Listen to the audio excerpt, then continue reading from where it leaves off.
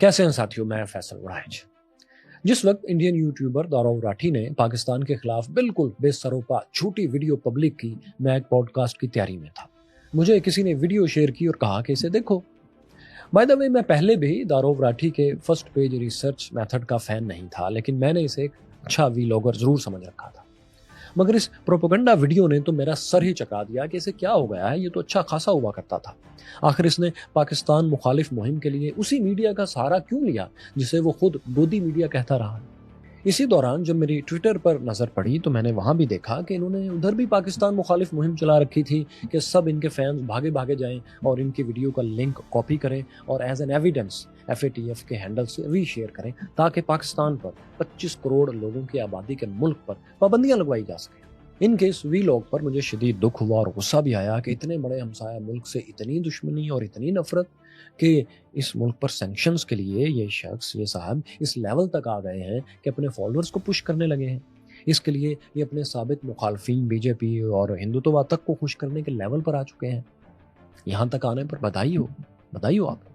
तो खैर दोस्तों, मैंने फौरी तौर पर इनकी वीडियो की खामियां एक तवील ट्वीट में लिखी और इसे रीकोट ट्वीट कर दिया, जिसे लाखों लोगों ने देखा और 11,000 के करीब दोस्तों ने लाइक भी किया। शायद मैं इससे आगे ना बढ़ता अगर मौसूफ ने अपनी इस वीडियो के आखिर में रजनीकांत बनने की कोशिश ना की होती। ये ना कहा होता कि मुझ में तो बहुत हिम्मत है, आप भी पाकिस्तानियों हिम्मत करके अपनी हुकूमत से फलां और फलां सवाल करें। हिम्मत करो अपनी सरकार से सवाल करने की, सवाल करो अपनी सियासत से। पाकिस्तान एक आतंकी देश क्यों बन रहा है? यहाँ मैंने जरूरी समझा कि एक तफसीली जवाब इनको और अपनी ऑडियंस को खास तौर पर देना चाहिए। ऐसा जवाब जिसमें मैं इनके खिलाफ बाइकआउट का मुतालबा आप लोगों से बिल्कुल नहीं करूंगा, क्योंकि हम वो लोग नहीं हैं, और ना ही मैं इंडिया के 1.5 अरब लोगों को कोई ताना दूंगा, क्योंकि हम उनको अपनी तरह के इंसान समझते हैं। मेरी सारी गुफ्तगू इन साहब से और इनके दीगर साथियों देशभक्त मेजर गारो वारिया, जनरल बख्शी और उनाब गोस्वामी के लिए है, और इन जैसे दूसरों के लिए, और जनरल मोदी के लिए भी है, जो कि अब फौजी वर्दी में मुख्तलिफ पोस्टर्स में नजर आ रहे हैं। बहुत सी बात तो दोस्तों मैंने अपने ट्वीट में ही कर दी थी कि इनके तमाम रेफरेंसेस इनके अपने अखबारात से हैं और उनमें भी सोर्सेज से बातें की गई हैं। सो मैं उन पॉइंट्स को रिपीट नहीं करूंगा, इससे आगे की बात करूंगा। इन साहब ने 19 मिनट 40 सेकंड पर अपने भाषण का सबसे बड़ा झूठ बोला। कोट एंड कोट ये कहते हैं कि पाकिस्तान में पावर हंग्री पॉलिटिशियंस इंडिया से बेवजह लड़ाई करते हैं, मसल्स दिखाते हैं और इसी बहाने पाकिस्तान के डिक्टेटर बन जाते हैं। अब बात यह है कि अगर इस भाई ने पाकिस्तान की मॉडर्न हिस्ट्री को जरा सा भी देखा होता, मॉडर्न हिस्ट्री पर एक किताब भी पढ़ी होती, तो ऐसा यकीनन ना कहते, क्योंकि पाकिस्तान में पिछले 25 साल में एक भी सियासी हुकूमत तो क्या, एक भी MNA और MPA तक इंडिया से जंग के नारे पर नहीं आया और ना हुकूमत आई है और ना ही इस नारे पर गई है।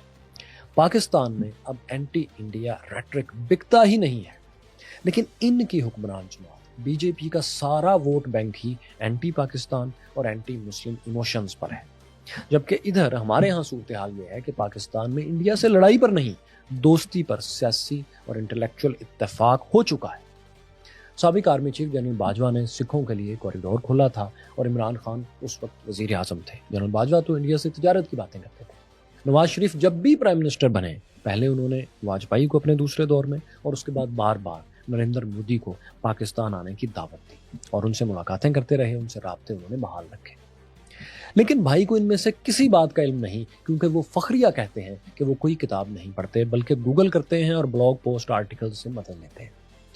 अगर आपको मेरी बात का यकीन नहीं आ रहा तो आप जरा उनका साउंड बाइट सुनिए, वो अपने इंटरव्यू में क्या कह रहे हैं। एक्चुअली कोई सच बताऊं तो कोई इतना डायरेक्टली मैंने कोई इतनी किताबों से इन्फ्लुएंस नहीं लिया, या फिर डायरेक्टली किसी एक पॉडकास्ट या एक वीडियो से। जब भी मुझे किसी पर्टिकुलर चीज के बारे में सर्च करना होता है तो आई यूज गूगल सर्च। इसी इंटरव्यू में जब उनसे दोबारा पूछा गया कि आप अपनी कोई पसंदीदा किताब तो बताएं, तो उन्होंने पता है किस किताब का नाम लिया? टिमोथी फेरिस की 4 आवर वर्क वीक, 4 घंटे हफ्ते में काम। बेसिकली बुक रिकमेंडेशंस दे दो।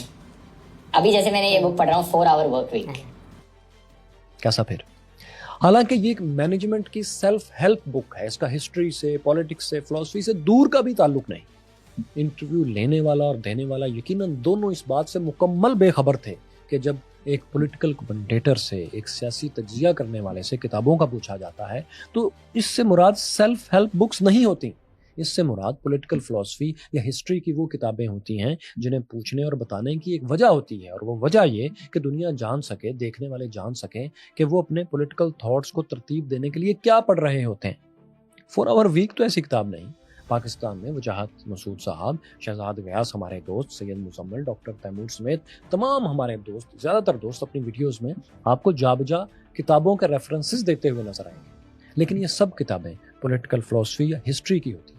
آپ ہماری سیریز بھی دیکھیے جن میں بے شمار کتابوں کے ریفرنسز ہیں، بلکہ ہم نے تو 100 کتابوں پر، تاریخی کتابوں پر ڈاکومنٹری سیریز بھی شروع کر رکھی ہے، لیکن یہ تمام کتابیں وہ ہیں جنہوں نے تاریخ میں کردار ادا کیا ہے، یا چند ایک وہ ناولز ہیں جو پولیٹیکل اور سوشل فلسفی پر یا اس بیک گراؤنڈ میں لکھے گئے ہیں۔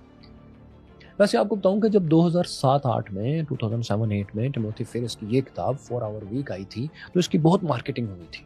میں نے بھی اسے پڑھا تھا کہ دیکھیں کیا خاص بات ہے اس میں، لیکن بہت مایوسی ہوئی کیونکہ تقریباً 400 صفحات پر پھیلی اس کتاب کا، 400 سے کچھ کم صفحے تھے، اس کتاب کا بڑا حصہ غیر ضروری ڈیٹیلز پر تھا، جیسے کوئی شخص اپنے آنے جانے کی تفصیلات زیادہ بتاتا ہے۔ یہ ساری کتاب ایک جملے میں بہرحال سموئی جا سکتی تھی، اور وہ ایک جملہ تھا: اپنا کام آؤٹ سورس کر دو، خود تھوڑا سا وقت نگرانی کے لیے رکھا کرو اور چل کرو۔ 4 آور ورک ویک، اس کے پیچھے کی ساری سائنس یہ تھی کہ قابل بندے تلاش کرنے میں تھوڑا وقت لگائیں اور اپنا کام انہیں سونپ کر صرف 4 گھنٹے میں انہیں مینج کیا کریں۔ اس کتاب کو پڑھنے پر جو پہلی بات میرے دماغ میں اس وقت آئی تھی وہ یہ کہ اگر یہ کتاب ہر شخص کے لیے ہے جو کہ ہونی چاہیے، تو کیا وہ لوگ جنہیں میں نے اگر ہائر کیا ہے اور جن کی کاسٹ پر میں چل کروں گا، اگر انہوں نے بھی اسی فارمولے پر، اس کتاب کے فارمولے پر عمل شروع کر دیا، تو انہوں نے بھی آگے آؤٹ سورس کر دیا، تو یہ یوں ہی ہے کہ آج راحت فتح علی خان سوچیں کہ میں اپنا میوزک اور گلوکاری دونوں آؤٹ سورس کرتا ہوں اور خود چل کروں گا اور صرف اپیرنس کے لیے، ماڈلنگ کرنے کے لیے اسکرین پر آ جایا کروں گا کیونکہ میں تو بہت مشہور ہوں۔ یقین کریں اگر راحت فتح علی خان ایسا کریں گے تو وہ دوسرے دن چاہت فتح علی خان بن جائیں گے۔ شہرت تو ہوگی لیکن کسی اور قسم کی۔ ان صاحب نے لگتا ہے کہ اس کتاب پر مکمل عمل کر لیا ہے اور اب صرف سکرپٹس پر ماڈلنگ کے لیے آتے ہیں، پولیٹیکل کمنٹری کے لیے چاہت فتح علی خان بن چکے ہیں۔ اسی لیے ان کی ویڈیوز میں لیزی ریسرچ اور ویک ریفرنسز ہوتے ہیں۔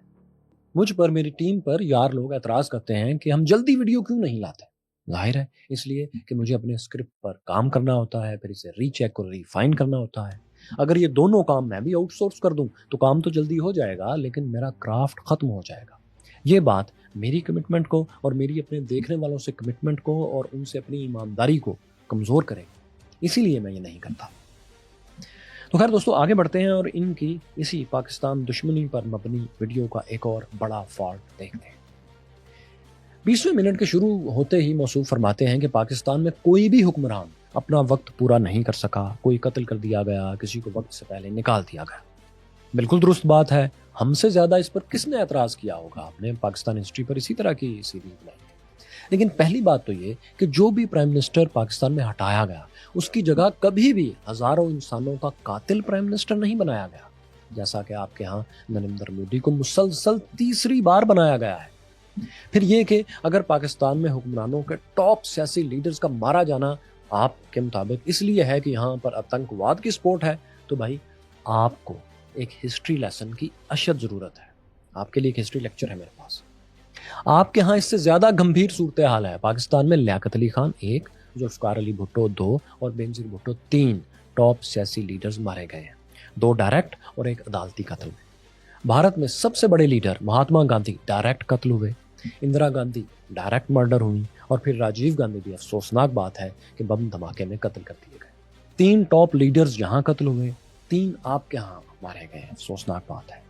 لیکن ایک بہت بڑا فرق پھر بھی ہے، پاکستان میں مرڈر کیے جانے والے، قتل ہونے والے کسی پرائم منسٹر یا بڑے سیاسی لیڈر کے قاتل کو ہیرو نہیں مانا گیا، مگر آپ کے ہاں سب سے بڑے لیڈر مہاتما گاندھی کو قتل کرنے والا نتھو رام گوڈسے ہیرو ہے، آج بھی ہے، اور ہندو مہاسبھا اس کے مجسمے لگاتی ہے، ان پر دودھ چھڑکتی ہے۔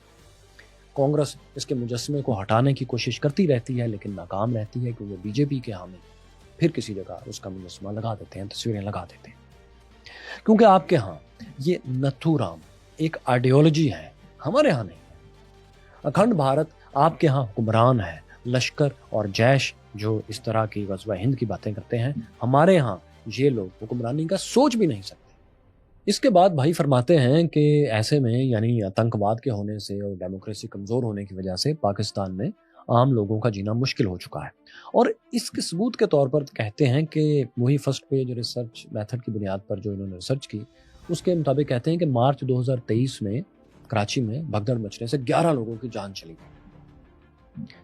بھائی کہاں رہتے ہیں آپ؟ بلن کا نام پریاگ راج نہیں ہے۔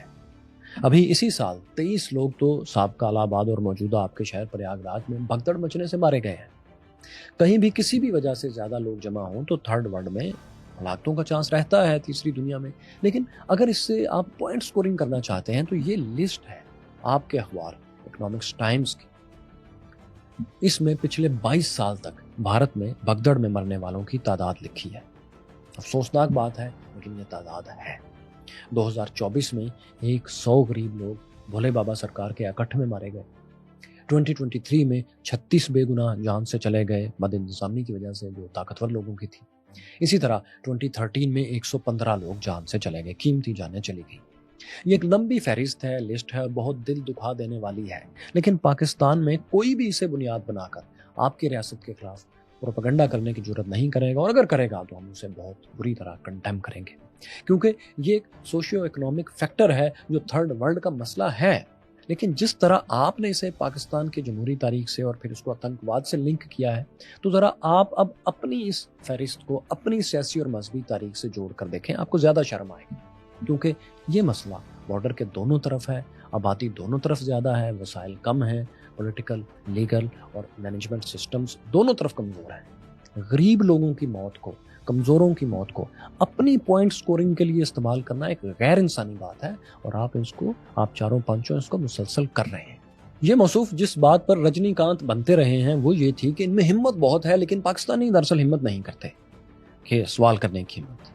انہوں نے اپنے ویلو کے 21ویں منٹ پر فرمانا شروع کر دیا کہ پاکستانیوں ہمت کرو اور سوال کرو اپنے حکمرانوں سے کہ یہ ایک آتنکی دیش کیوں بنتا جا رہا ہے۔ بھائی جان، ہم تو سوال ہی اپنی حکومت، اپنے ڈکٹیٹرز اور اپنے لیڈرز سے کرتے رہے ہیں۔ ہمارے تو سب سے زیادہ دیکھے جانے والے یوٹیوب چینلز، ویلاگز اور نیوز میڈیا آرگنائزیشنز جو ہیں وہ دن رات اپنے ہی طاقتور لوگوں سے زیادہ سوال کرتے ہیں اپنے مسائل کی جب بات ہوتی ہے۔ شاید ہم دنیا کی سب سے زیادہ سیلف کرٹیسائز کرنے والی قوم بھی اسی لیے بن چکے ہیں۔ لیکن آج مجھے ذرا آپ اپنی ہمت کا جواب دیجیے اور بتائیے آپ نے کب اپنی اسٹیٹ کے غیر ملکی ایجنڈوں پر سوال کیا ہے؟ بتائیے کب کیا ہے؟ آپ نے اپنی اسٹیٹ کی تبت میں باغیوں کو سپورٹ کرنے کی پالیسی، سری لنکا میں تامل ٹائیگرز کو سپورٹ کرنے کی پالیسی، بنگلہ دیش میں مکتی باہنی کو ٹرین کرنے کی، ویسٹ بنگال میں جو ٹریننگ کیمپس تھے اس کی پالیسی، بلوچستان میں BLA کو ٹریننگ دینے، کینیڈا، امریکہ اور پاکستان میں ٹارگٹ کلنگز کی پالیسی پر کب سوال اٹھایا، کب ہمت کری آپ نے؟ ایک سیریز تو دکھائیں، ایک ویڈیو تو دکھائیں جس میں آپ نے طالبان کو دہشت گرد کہنے کے بعد ان سے تازہ تعلقات پر کبھی سوال اٹھایا ہو کہ ہم یہ کیا دو نمبری کر رہے ہیں؟ کبھی ہمت کری ہو تو بتائیے گا۔ ہم نے ہمت کی ہے، لاہور میں بیٹھ کر کی ہے۔ کیا میں پاکستان پر، کشمیر کی پالیسی پر، کشمیر کو آزاد کروانے کی جو غلط پالیسی پاکستان نے اپنائی ہوئی تھی اس پر، افغان جنگ میں جہادیوں کو سپورٹ کرنے پر، پشاور میں ٹریننگ کیمپس بنانے پر جہاں سے پھر جہادیوں کو ٹرین کر کے افغانستان بھیجا جاتا تھا، امریکہ اور سعودی عرب کے ساتھ اس پر، 65 کے آپریشن جبرالٹر پر، کارگل شروع کرنے پر، ملائیت کو سیاست میں لے کر آنے پر، ایک نہیں سینکڑوں ویڈیوز بنائی ہیں پاکستان میں، لاہور میں بیٹھ کر بنائی ہیں اور انٹرویوز دیے ہیں اس طرح کی ویڈیوز کے بعد۔ جب کبھی آپ میں اتنی ہمت ہوگی تو ہمیں ضرور بتائیے گا۔ جب آپ مہاراشٹر، بمبئی یا دہلی میں بیٹھ کر RSS اور اپنی اسٹیٹ کے غیر ملکی خفیہ آپریشنز پر ویڈیو بنائیں گے اور وہاں بیٹھیں گے اور تنقید کریں گے تو اس کے بعد پھر ہمیں ہمت کا درس دیجیے گا کہ پاکستانیوں ہمت کریں۔ میں امید کرتا ہوں کہ کبھی آپ ضرور ہمت کریں گے۔ آپ ایک اچھے انسان ہیں، اب تک کیوں نہیں کی؟ شاید اس لیے کہ ہمت آؤٹ سورس نہیں کی جا سکی 4 آور ورک ویک کے لیسن کے مطابق، کیونکہ آپ جانتے ہیں اور آپ کہتے رہے ہیں کہ بھارت ایک غیر محفوظ ملک ہے، اس لیے ہمت نہیں کری آپ نے۔ جی ہاں، سنیے، آپ نے چند سال پہلے یہی کہا تھا جب آپ سے ایک انٹرویو میں پوچھا گیا کہ آپ کہاں زیادہ محفوظ محسوس کرتے ہیں، تو آپ نے کہا میں انڈیا سے باہر زیادہ محسوس کرتا ہوں۔ سنیے آپ نے کیا کہا۔ کوشش تو میں یہی کروں گا کہ اگر میں یہاں رہتا تو اتنا ہی فیئرلیس ہوتا، لیکن ڈیفینیٹلی ایک ایکسٹرا اینگل، ایک ایکسٹرا ڈائمینشن آف سیکیورٹی ہے باہر رہ کر، اتنی پرواہ کرنے کی ضرورت نہیں پڑتی جتنی انڈیا میں رہ کر پڑتی۔ آپ دیکھیے کہ یہ 4 سال پرانی ویڈیو ہے جب بھارت آج جتنا غیر محفوظ نہیں تھا، उस वक्त भी भाई को लगता था कि भारत से बाहर रहकर काम करना आसान है। आज की सूरत-ए-हाल क्या है, इसका आप अंदाज़ा खुद कर सकते हैं। इसके बाद दोस्तों, हम आपको इनकी रिसर्च का एक और पोल भी खोल कर दिखाते हैं, जिससे आपको ये पता चलेगा कि ये साहब जब अपनी रिकॉर्डिंग करवा रहे होते हैं तो इन्हें अपनी आउटसोर्स प्रोडक्शन के मुताबिक ये भी अक्सर इल्म नहीं होता कि इनके किस जुमले पर क्या रेफरेंस या क्या हेल्पिंग वीडियो लगाई जाने वाली है। मैं सिर्फ 2 मिसालें आपके सामने रखता हूँ, एक इस वीडियो की और एक माजी की वीडियो की, सिर्फ पॉइंट एस्टेब्लिश करने के लिए कि जो मैं कह रहा हूँ ये हकायक पर मबनी है। पाकिस्तान पर पाबंदियां लगवाने की कोशिश वाली इस वीडियो के 11 मिनट 3 सेकंड के फ्रेम पर आप जरा देखें। ये साहब अपने ही मुल्क के अखबार इंडिया टुडे का रेफरेंस दिखाते हुए एक मिलिट्री ट्रेनिंग कैंप की फंडिंग पर बोले जा रहे हैं और इनके फरिश्ते भी नहीं जानते कि स्क्रीन पर टेक्स्ट के नीचे जो फंड रेजिंग के लिए पोस्टर दिखाई दे रहा है वो बिल्कुल दूसरी एक उलट कहानी सुना रहा है। वो ये नहीं बता रहा कि ये कोई ट्रेनिंग कैंप है। अगर वो गलत है, वो पोस्टर गलत है, तो भाई को चाहिए था कि उसे एक्सप्लेन कर देते। अब चूंकि वो एक मस्जिद के लिए था और चंदे का उर्दू में लिखा हुआ पोस्टर था, तो इनके हिसाब से तो आतंकवाद ट्रेनिंग कैंप ही हो सकता है, और क्या होगा। सो इन्होंने उस स्क्रिप्ट को बोलने से ज़्यादा तकल्लुफ़ ही नहीं किया कि अपनी ऑडियंस के लिए इसे ट्रांसलेट कर देते, इसे अच्छी तरह से एक्सप्लेन कर देते कि ये क्यों है, ताकि उनके इंटेलेक्ट की, देखने वालों के इंटेलेक्ट की थोड़ी सी लाज तो रह जाती। अपने देखने वालों को इतनी सी इज्जत तो आपको देनी चाहिए थी। लेजी और आउटसोर्स की हुई रिसर्च का यही नतीजा होता है। अगर आपने इस मस्जिद को ट्रेनिंग कैंप साबित करना ही था तो कम से कम इससे बेहतर रेफरेंस आपको लेकर आना चाहिए था। अपने ही अखबार की, अपने ही इंटेलिजेंस इदारे रा की सोर्सेज और उसकी भी बेजान तस्वीर, तो कोई एविडेंस नहीं है, कोई सबूत नहीं है। पाकिस्तान में अक्सर मसाजिद, अक्सर मदारस इसी तरह इश्तिहार लगाकर दीवारों पर चस्पा करके चंदा जमा करते रहते हैं और इसी तरह इनको मुकम्मल किया जाता है। इस चंदे में मुल्ला हजरात थोड़ी बहुत ज़रूर करप्शन करते होंगे, लेकिन मस्जिद के अंदर एक मिलिट्री ट्रेनिंग कैंप बन जाता हो राठी साहब। लगता है आपने इतनी हिम्मत भी नहीं करी कि स्क्रिप्ट पढ़ने से पहले रेफरेंस की डिटेल ही देख लेते कि जो अखबार और तस्वीर दिखाई जा रही है वो आपकी मोल्डिंग के दावे से मुताबिकत बिल्कुल भी नहीं कर रही। इसके अलावा भी मिसाल के तौर पर हम आपको इनकी बहुत सी वीडियोस पेश कर सकते हैं जो पाकिस्तान के मुतालिक तो नहीं है, लेकिन ऐसी ही गलतियों से भरपूर हैं, बल्कि इससे भी ज़्यादा फाश गलतियों से भरपूर है। अभी सिर्फ एक वीडियो का एक फ्रेम रेफरेंस के तौर पर आपको दिखाना चाहता हूं कि ये साहब लेजी रिसर्च को किस तरह फैंसी ग्राफिक्स में छुपा देते हैं और गलती हो जाने पर अपने बड़े बड़े दावों के बरक्स ना तो उस गलती को एडिट करते हैं, ना ही ऑडियंस से माजरत करना गवारा करते हैं। आप इनकी ये 3 साल पुरानी वीडियो का एक फ्रेम देखें जो वर्ल्ड वॉर 1 की तारीख पर इन्होंने बनाई थी, और ये एक ऐसी तस्वीर दिखा रहे हैं जो उस शख्स की है, गैवरिलो प्रिंसिप की, जिसने गोली चलाकर ऑस्ट्रिया के वली अहद को कत्ल किया, जहां से फिर वो लड़ाई शुरू हुई जो फर्स्ट वर्ल्ड वॉर में बदल गई। ये बहुत अहम किरदार है।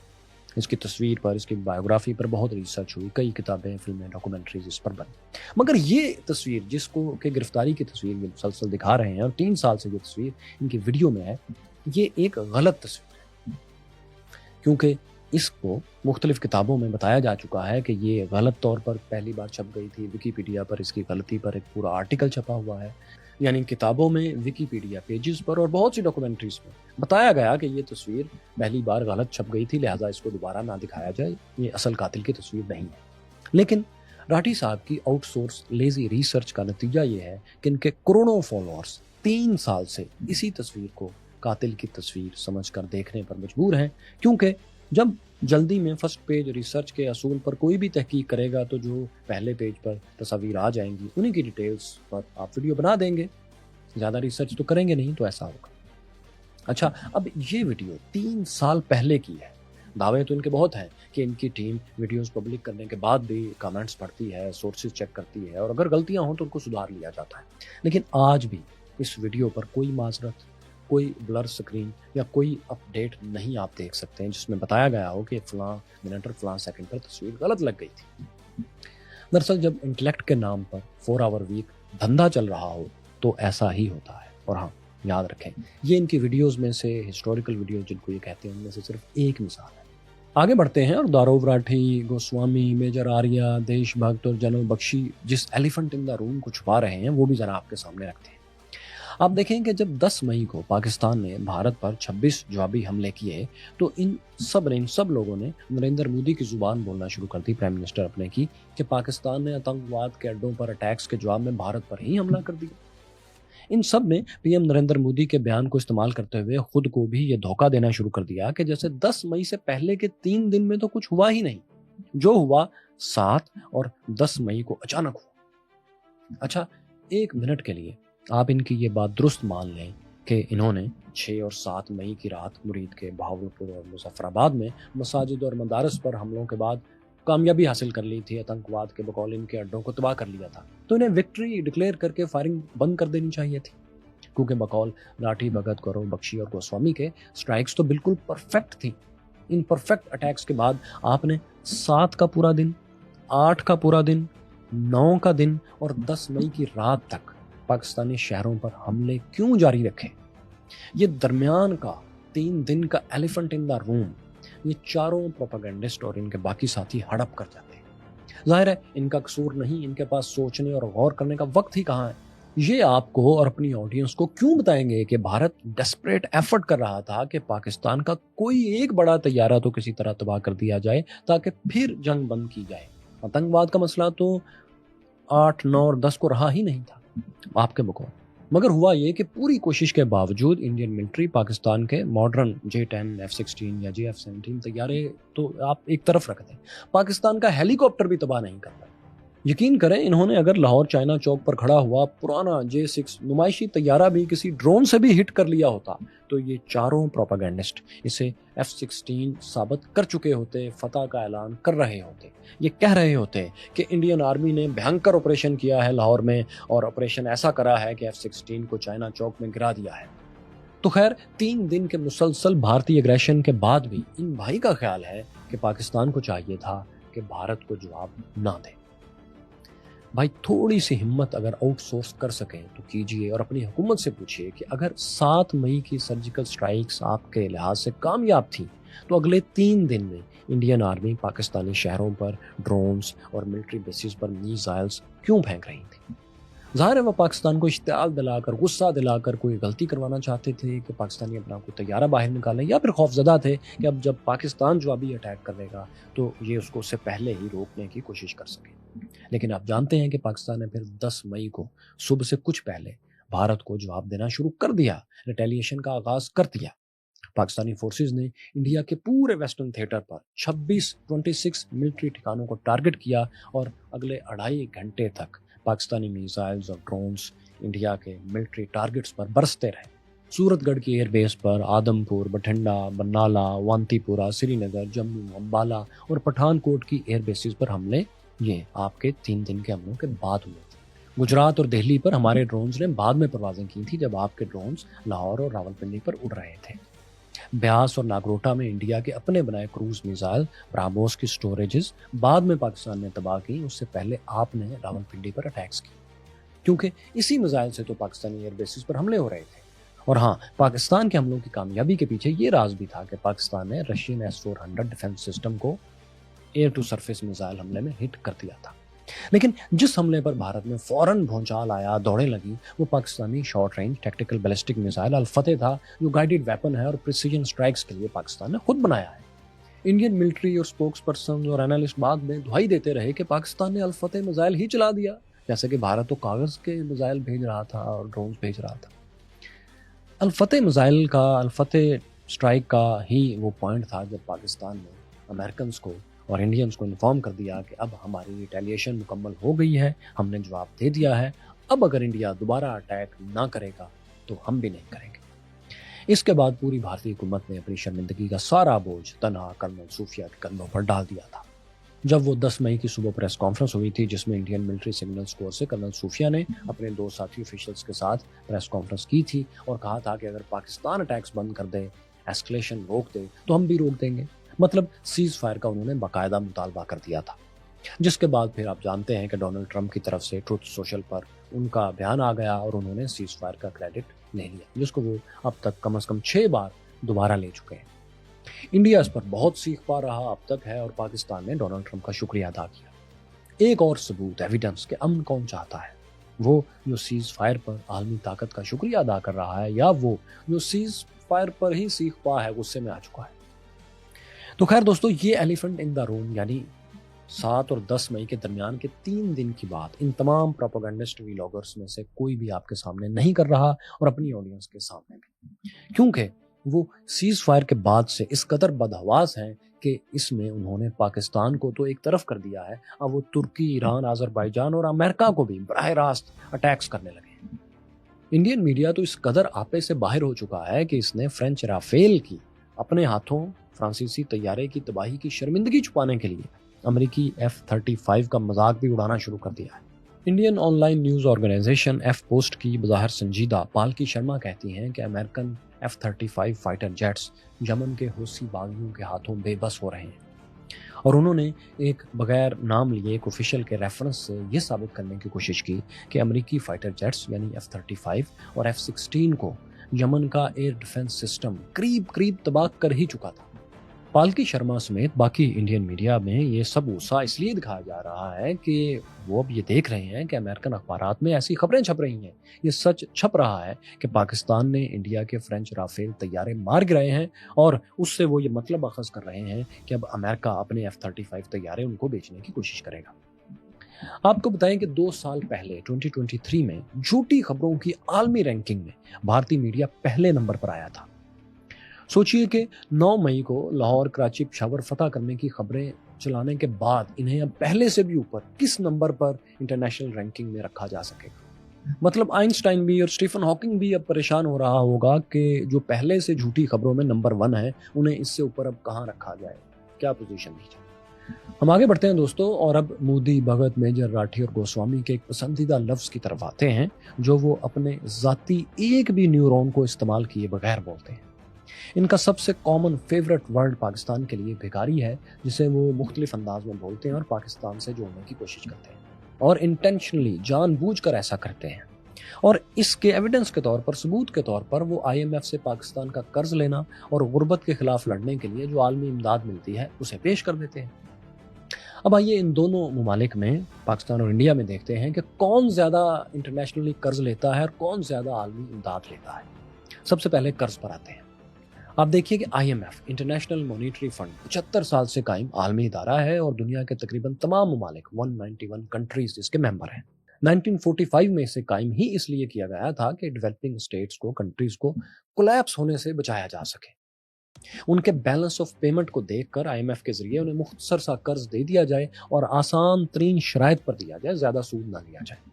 اس کے پیچھے سوچ یہ تھی کہ کوئی ملک بھی معاشی طور پر اگر کولیپس کر گیا تو وہاں خانہ جنگی ہو سکتی ہے، اور پھر ایسے مسائل جنم لیں گے جو صرف اس ملک کے لیے نہیں بلکہ پوری دنیا کو وہ متاثر کر سکتے ہیں۔ اس لیے یہ فنڈ قائم کیا گیا تھا۔ یہ ایک انٹرنیشنل فنڈ قائم ہوا جس میں سبھی حصہ ڈالتے ہیں، پاکستان بھی، انڈیا بھی، امریکہ سب سے زیادہ حصہ ڈالتا ہے، اور ضرورت پڑنے پر سبھی اس سے قرض بھی لیتے ہیں یا پھر لے سکتے ہیں۔ بھارت بھی 50s میں، 60s میں، 80s میں اور 90s میں جی ہاں IMF سے لونز پروگرامز لے چکا ہے۔ یقین نہیں تو آپ یہ IMF کی آفیشیل سائٹ پر جا کر پوری فہرست دیکھ لیں، ہر سال الگ الگ مینشن ہے۔ پاکستان اپنے کمزور سیاسی سٹرکچر کی وجہ سے، مختلف مسائل کی وجہ سے، اور خاص طور پر افغان 10 سالہ جو جنگ تھی امریکہ، سعودی عرب، پاکستان نے لڑی، اس کی وجہ سے مسلسل معاشی بحران کا شکار ہے، اور آج بھی IMF کے ایک پروگرام کو لے رہا ہے۔ لیکن یہ اسی طرح کا ایک لون ہے جس طرح انڈیا کبھی لیا کرتا تھا۔ قرض بھیک نہیں ہے۔ اگر قرض بھیک ہے تو جناب آج انڈیا کا ایکسٹرنل ڈیٹ پاکستان سے کہیں زیادہ ہے۔ Indian news outlet Livemint, جس کے ریفرنسز یہ تمام پروپیگنڈسٹ اکثر دکھاتے ہیں، یہ انڈین بزنس فیملی برلا کے اونرشپ میں یہ نیوز آرگنائزیشن ہے، اس میں لکھا ہے کہ پاکستان کا ایکسٹرنل ڈیٹ 131 ارب 131 بلین ڈالرز ہے۔ یہ فگر انہوں نے انٹرنیشنل اداروں سے لیے ہیں، اور ظاہر ہے نمبر 1 نیوز آؤٹ لیٹ اپنے طور پر جو اپنے آپ کہتا ہے اس نے لیے ہیں، تو کچھ ریسرچ تو اس نے کری ہوگی۔ لائیو منٹ کے مطابق اس سال پاکستان کا ایکسٹرنل ڈیٹ 131 ارب ڈالر تھا، اور انڈین اخبار ٹائمز آف انڈیا کے مطابق Indian external debt 718 billion dollars ہے۔ جی ہاں، 717.9 بلین ڈالرز۔ یعنی اگر کسی ملک کا قرض لینا اسے بھکاری بناتا ہے، ایکسٹرنل ڈیٹ کی وجہ سے وہ بھکاری ہے، کیونکہ IMF کی بات ہم نے پہلے کر دی، تو بس آپ اتنا جان لیں کہ آج کی تاریخ تک آپ کے اخبارات کے حساب سے آپ کا ایکسٹرنل ڈیٹ پاکستان سے 2.7 ٹائمز زیادہ ہے۔ لون اور ڈیٹس کے بعد ساتھیوں، اگر ہم ڈائریکٹ غربت مٹانے کے جتنے بھی انٹرنیشنل فنڈز ہیں ان کی بات کریں تو ان میں بھی انڈیا کم از کم پاکستان سے کہیں زیادہ ڈالرز لیتا ہے. ہم صرف ایک پروگرام جس میں ڈیولپمنٹ اسسٹنٹ فنڈ ملتا ہے اس کی بات کریں تو پچھلے 62 برسوں میں 62 ایئرز میں بھارت پاکستان سے کہیں زیادہ فنڈز لے چکا ہے. اس کرافٹ کا لیٹسٹ ڈیٹا بھی جو بھی اویلیبل ہے وہ یہی دکھاتا ہے کہ بھارت پاکستان کے دگنے سے بھی زیادہ امدادی فنڈ لے چکا ہے, لے رہا ہے. یہ ورلڈ بینک کا ڈیٹا ہے, پاکستان کے ڈیلی ٹائمز کا یا ایکسپریس ٹریبیون کا ڈیٹا نہیں ہے.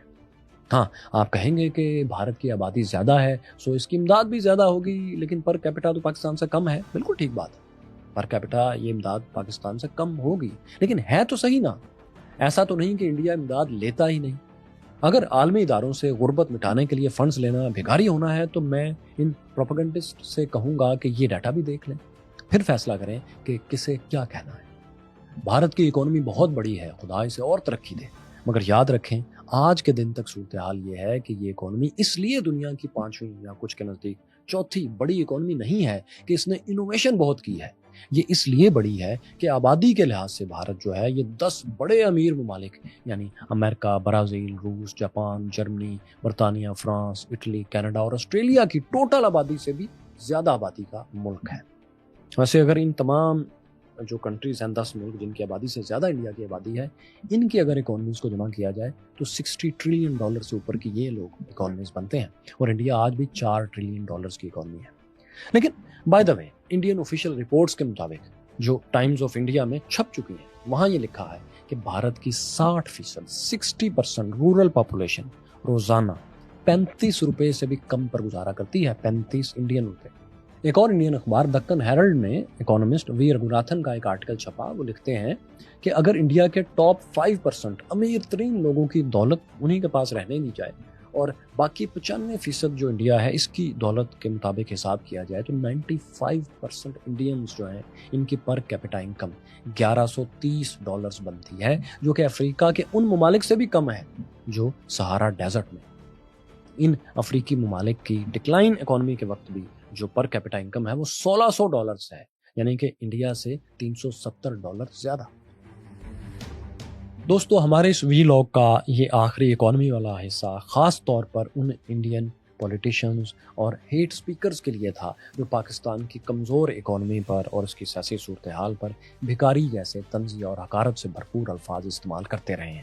لیکن یہ آخری چند سیکنڈ اور یہ چند جملے صرف ان ایک صاحب کے لیے ہیں جو پاکستانیوں کو بڑے رجنی کانت بن کر لیکچر دینے کے لیے آئے تھے. راٹھی صاحب, آپ نے بار بار کہا کہ پاکستانی ہمت کریں. ہماری ہمت ہے کہ ہم اپنی اسٹیبلشمنٹ سے اجمل قصاب کے گھر میں جا کر پوچھنے سے لے کر 71 کے سانحے تک پر سوالات کر چکے ہیں, اور اکبر بگٹی کے قتل سے لے کر کشمیر میں مجاہدین بھیجنے کے فیل پروجیکٹ تک پر سوالات اٹھا چکے ہیں, کرتے رہے ہیں, کرتے رہیں گے. میری ویڈیوز اور انٹرویوز گواہ ہیں. ذرا آپ ہمت کریں اور یہ کتاب جو آپ کے ملک میں چھپی ہے اور آپ کے رائٹرز نے لکھی ہے اس پر اپنی حکومت سے سوال کریں. ان سے پوچھیں کہ ہمسایہ ممالک کو توڑنے کے لیے اپنے ملک میں ملٹری کیمپس بنانا آتنکواد نہیں تھا کیا اور نہیں ہے کیا؟ برلن سے مہاراشٹر میں آ کر ذرا RSS سے پوچھ کر تو دکھائیں کہ جے شری رام کے نعرے لگانے پر وہ لوگوں کو, مسلمانوں کو خاص طور پر کیوں مجبور کر رہے ہیں. ذرا آئیں, ہمت کریں, پوچھ کر تو دکھائیں. اور آخر میں اگر ہماری ہمت دیکھنی ہے تو یہاں دیکھ لیں کہ ہم نے محمد بن قاسم سے لے کر پاکستان کے فاؤنڈنگ فادرز تک پر, ان کی پالیسیز تک پر سوالات اٹھائے ہیں اور نہرو کی اچھی پالیسیز کی تعریف کی ہے اور لاہور میں بیٹھ کر کی. کیا آپ میں اتنی ہمت ہے؟